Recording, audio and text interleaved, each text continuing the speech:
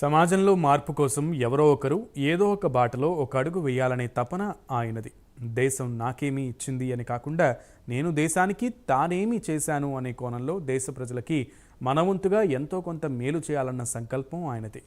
అధికారం అనేది ఒక బాధ్యత. దానిని ప్రజలకు ఎంత నిబద్ధతతో చేస్తామనే దానిని బట్టే నీ వ్యక్తిత్వం, నీ చిత్తశుద్ధి బయటపడుతుందని ధైర్యంగా చెప్పగలిగే వ్యక్తి కూడా ఆయనే.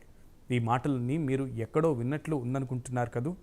ఎస్, ఆ వ్యక్తి జనసేన అధినేత పవన్ కళ్యాణ్ అని కూడా మీకు అనిపించి ఉండొచ్చు. కానీ ఇలాంటి ఆలోచనలు, ఇవే భావాలతో అచ్చుగుద్దినట్లు ఆలోచించే ఇంకొక వ్యక్తి అదే జనసేన పార్టీలో గత 5 ఏళ్లుగా పనిచేస్తున్నారు. ఆయనే జనసేన పార్టీ రాష్ట్ర అధికార ప్రతినిధి పి వివేక్ బాబు. ఇంతకు అసలెవరి వివేక్ బాబు? రాష్ట్ర భవిష్యత్తుపై ఆయన ఆలోచనలు ఏంటి?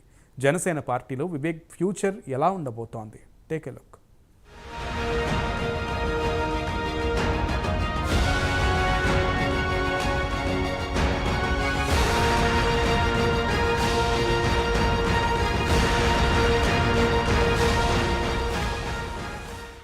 పి వివేక్ బాబు ఈ పేరు జనసేన పార్టీలో ఓ సంచలనం. తొలి నుంచి పవన్ అడుగుజాడలు నడుస్తూ పార్టీ కోసం కష్టపడ్డ వివేక్ బాబును గుర్తించి రాష్ట్ర అధికార ప్రతినిధిగా బాధ్యతలప్పగించారు పవన్ కళ్యాణ్. చదివింది బీటెక్ అయినా ఒక సామాజిక బాధ్యత ఉన్న వ్యక్తిగా చుట్టూ ఉన్న సమాజం, ప్రజల పరిస్థితులు ఆయనపై ప్రభావం చూపాయేమో, తన వంతుగా సమాజం కోసం ఏదో ఒకటి చెయ్యాలనే తపన ఆయనలో ఉంటుంది. దానికి అనుగుణంగానే ఆయన పనితీరు ఉంటుంది. ఎవరికైనా కష్టమొస్తే తన ఫ్రెండ్స్, ఫాలోవర్స్ ద్వారా సోషల్ మీడియాలో పోస్ట్ చేసి ఎందరికో ఆర్థిక సాయం అందేలా చేయడం ఆయనకు అలవాటు. రక్తదానం, అలాగే కరోనా సమయంలో ఆహారం, నిత్యావసర వస్తువులు, ఇలా అవసరం బట్టి కష్టాల్లో ఉన్నవారిని ఆదుకోవడం వివేక్ ప్రత్యేకత.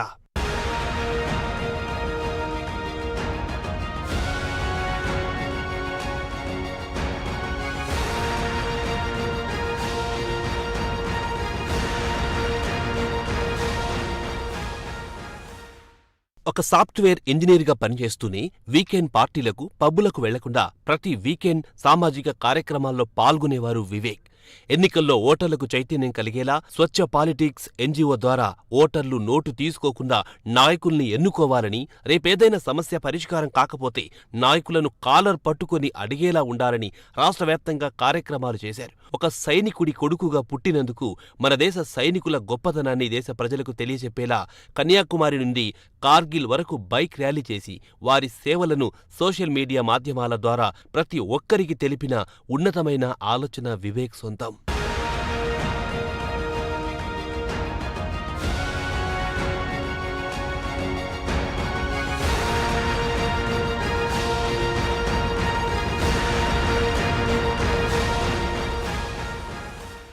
లోక్సత్తా పార్టీ నాయకుడిగా రాజకీయ అరంగేట్రం చేసి ఆపై సమైక్యాంధ్ర ఉద్యమ నేతగా, నేడు జనసేన రాష్ట్ర అధికార ప్రతినిధిగా ఎక్కడ ఎలాంటి బాధ్యతలైనా చిత్తశుద్ధితో చేయడం వివేక్ ప్రత్యేకతగా చెప్పుకోవచ్చు.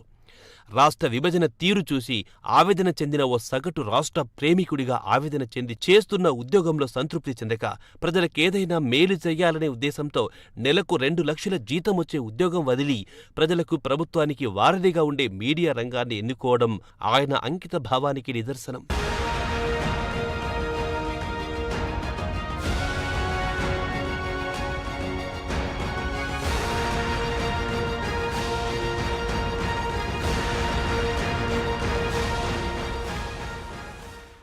పుట్టింది, పెరిగింది కడప అయినా రిపోర్టర్గా బాధ్యతలు చేపట్టింది విశాఖ జిల్లాలో. ఒక జర్నలిస్టుగా ప్రజా సమస్యలు ప్రభుత్వానికి తెలియజేస్తూ సంచలన కథనాలు అందించారు.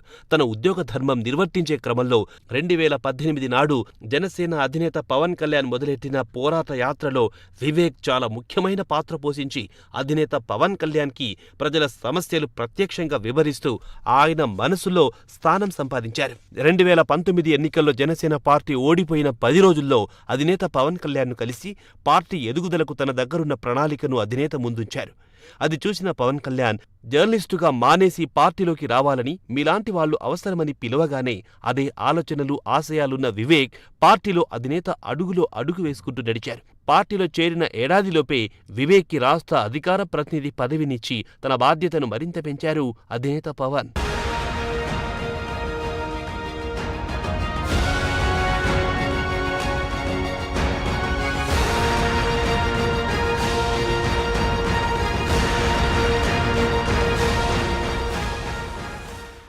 2019 నుండి నేటి వరకు పార్టీ కోసం, ప్రజల కోసం గత వైసీపీ ప్రభుత్వం నుండి ఎదుర్కొన్న ఒత్తిడిలు, కేసులు, అరెస్టులు అన్నింటినీ తట్టుకొని నిలబడ్డారు వివేక్. ఇక డిబేట్స్ నందు ప్రత్యర్థి పార్టీలపై అంకెలతో సహా పూర్తి వివరాలతో ఇరుకున పెట్టి వారిని మాట్లాడనీయకుండా నిలువరించడం వివేక్ ప్రత్యేకతగా చెప్పొచ్చు. కూటమి అధికారంలోకి వచ్చిన తర్వాత నామినేటెడ్ పదవులపై ఆసక్తి ఉందా అని అడిగితే పదవుల కోసం పార్టీలోకి రాలేదు, అలాగే నా వ్యక్తిగత ఎదుగుదల కోసం అసలే పార్టీలోకి రాలేదని తెగేసి చెప్పారు. ప్రజలకి మేలు చేస్తారన్న నమ్మకంతోనే జనసేన పార్టీలో ఉన్నారని చెప్పడం విశేషం. పదవి ఉన్నా లేకున్నా తనకంటూ ఒక సామాజిక బాధ్యత ఉందని, అది జీవితాంతం తాను ఒంటరిగానైనా పనిచేసుకుంటూ వెళ్తారని చెప్పడం వివేక్ గొప్ప ఆలోచన తీరుకి నిదర్శనం.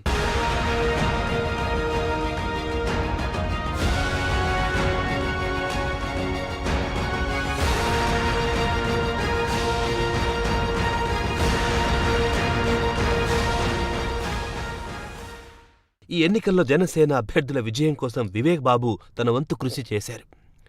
సీమ నుండి శ్రీకాకుళం వరకు జనసేన పార్టీ అభ్యర్థులు పోటీ చేసిన నియోజకవర్గాల్లో ఇల్లు వదిలి నెల రోజులకు పైగా ప్రచారం చేసి తన విధి నిర్వర్తించారు. పార్టీలు, నాయకులు ఇచ్చిన మాట తప్పకుండా ప్రజలకి ఒక జవాబుదారీతనం అలవాటు చేసేలా యువతకి రాజకీయాల మీద ఓ బాధ్యత, గౌరవం వచ్చేలా చేయడమే తన ప్రధాన లక్ష్యమని వివేక్ తెలపడం అభినందనీయం. మరి పార్టీ అధినేత, డిప్యూటీ సీఎం పవన్ కళ్యాణ్ కూటమి ప్రభుత్వంలో ఈ 5 ఏళ్లు వివేక్కి ఎలాంటి కొత్త బాధ్యతలిస్తారో వేచి చూడాలి.